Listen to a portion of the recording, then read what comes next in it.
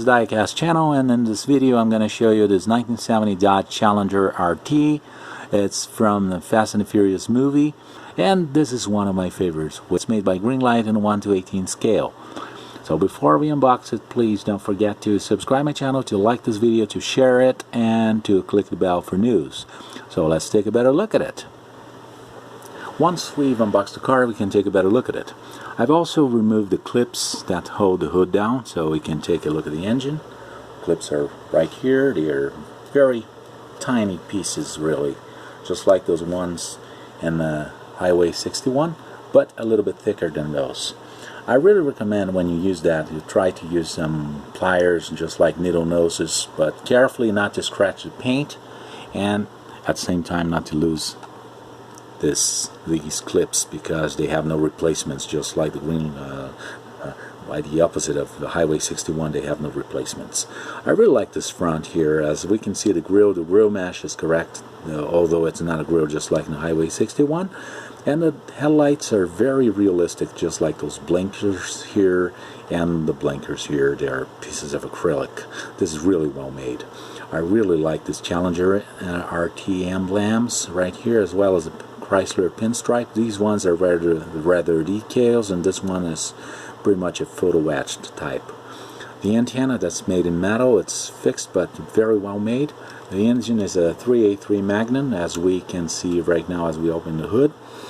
The hood opens and closes correctly and reveals a very nice, very well made engine bay with the engine and all components, hoses, wires, reservoirs, radiator, alternator, the hood itself, which is pretty well made, and a very nice engine compartment. As we can see, the very nice looking engine bay.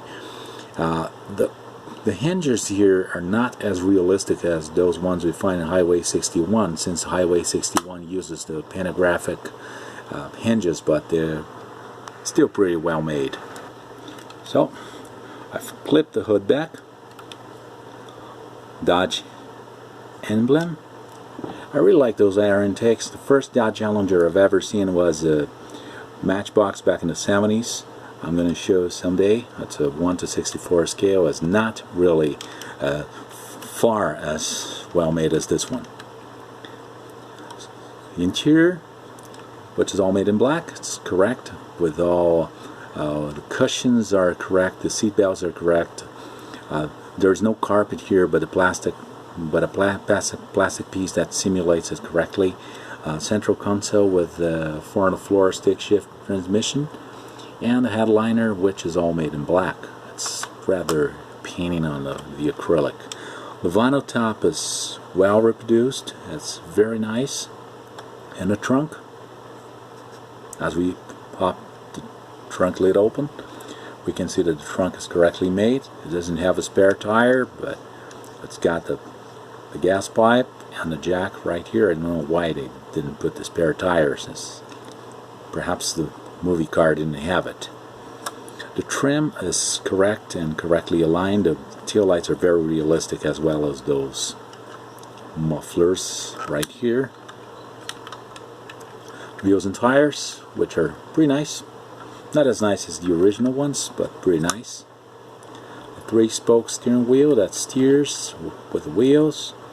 Seat belts, the gauges, and the panel, the dashboard is very nice.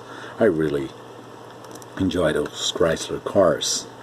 And the bottom, which is made in a black piece of plastic, but with a very good precision and a very good taste.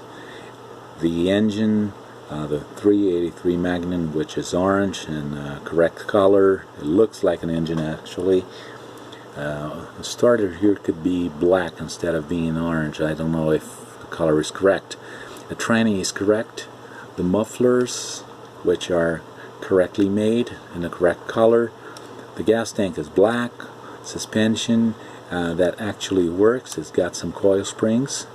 And the steering system that actually steers. So this is a very nice car. It's really a nice piece to have in a collection. I really appreciate it a lot.